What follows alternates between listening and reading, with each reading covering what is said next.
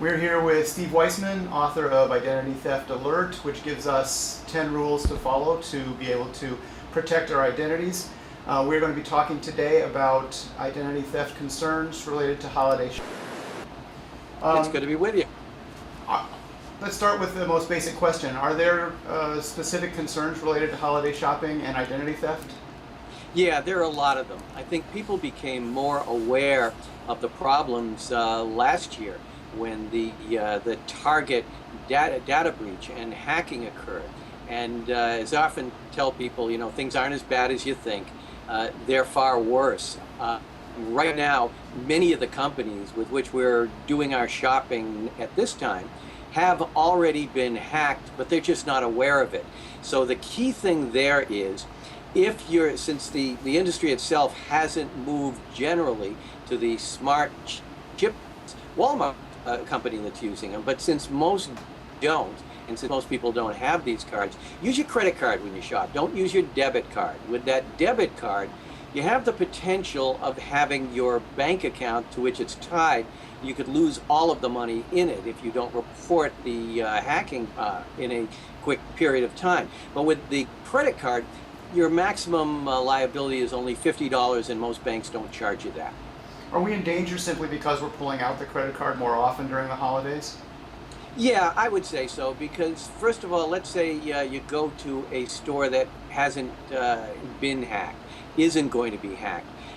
There's a lot of seasonal employees, and some of them are identity thieves who will have these small devices called skimmers, which can be as small as the palm of your hand, and they can run your credit card through that, steal the information directly, and you won't even be aware of it. Is online shopping safer than going to the store? I actually think it is. There are ways that you're certainly in jeopardy if you're not careful with online shopping, but I do think that in fact, if you take some proper precautions, you probably are safer, not only online shopping, but paying most of your bills online. You've mentioned this before, but are there companies who have gone the extra mile to protect us a little bit more over the last 12 months?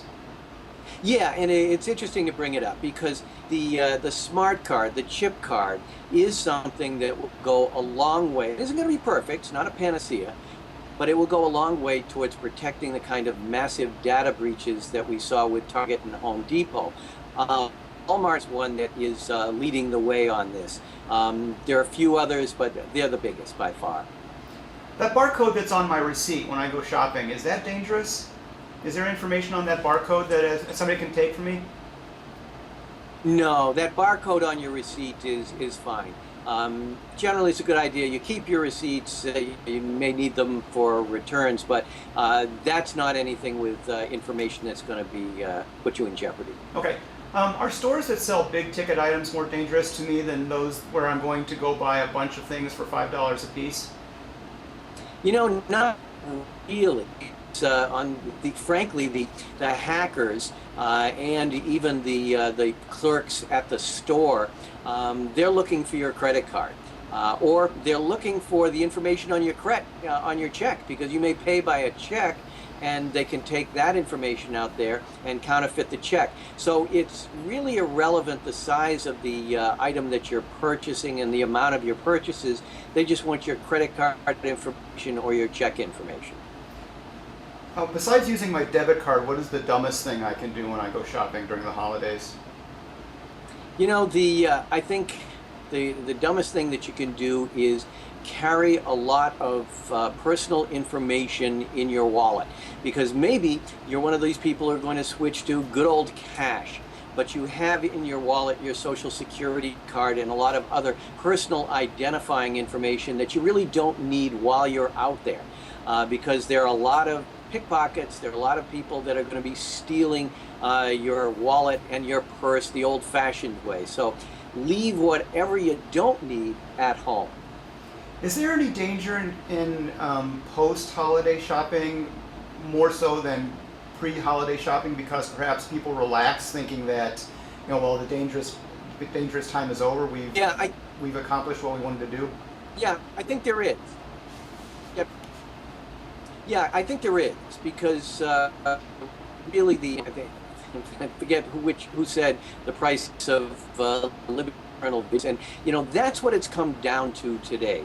We really have to be vigilant all the time, and with even things that we may trust, people go online and that great sale. So they Google in, and at the top comes an ad for a website with a tremendously low price. Great. Well, you can't now trust that because, and again, my motto, trust me, you can't trust anyone.